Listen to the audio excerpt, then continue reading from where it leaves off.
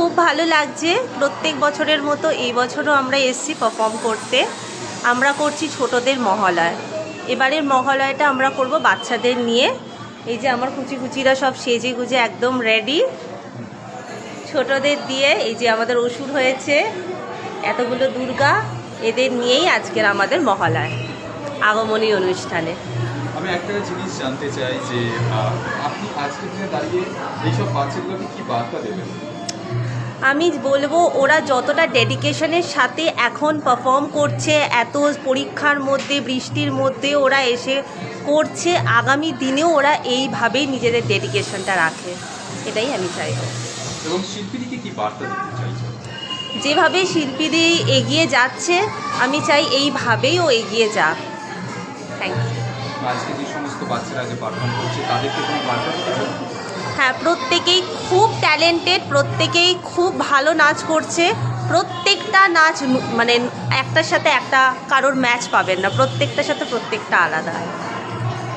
একটা জিনিস জানতে ইচ্ছে করে যে এখন কিন্তু অনেক বাবা মায়েরা বলে যে পড়াশোনার সঙ্গে নাচ গান এইসব নাকি করলে নাকি পড়াশোনার ক্ষতি। এই বিষয়টা আপনি কেমনভাবে দেখছেন? যদি সেটাই হতো তাহলে আমরা এত ডান্স টিচাররা এত প্রাধান্য পেতাম না এই সমাজে। সত্যি কথা বলতে গেলে আমাদের সময়তে তখন এতটা জিনিসটা এতটা এগিয়ে ছিল না। আমাদের টাইমে তো আরোই দিতে মানে বাধা দিত, এটা করবে না ওটা করবে না, কিন্তু তাও আমরা সেটাকে করে এসেছি। আর এখন একটা ভালো জায়গায় পজিশনে আমরা দাঁড়িয়ে রয়েছি। তো আগামী দিনে আমার যারা স্টুডেন্ট, আমি চাইবো ওরাও একটা ভালো পজিশনে যাক, এবং ওরা যখন বড় হয়ে ওদের স্টুডেন্টদের শেখাবে, সেখানে ওরাও সেই জিনিসটাই যাতে ওদেরকে দিতে পারে। তোমার নাম? মাধুরী ভট্টাচার্য, ডান্সের স্কুলের নাম সৃষ্টি ডান্স একাডেমি। এসএস গ্রুপ আয়োজিত আগমনী অনুষ্ঠান অনুষ্ঠিত হয়ে গেল হুগলির উত্তরপাড়ার গণভবনে।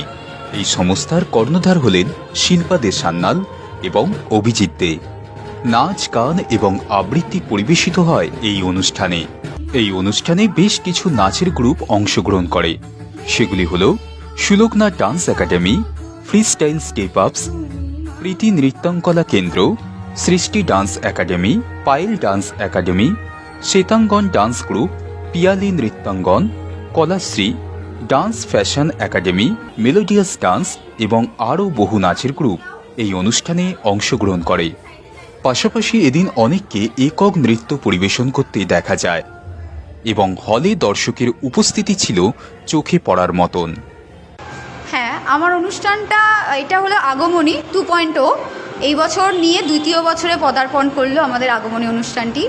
তো আমাদের একটা ছোট্ট গ্রুপ আছে এসএস গ্রুপ নামে, যেখানে 1.4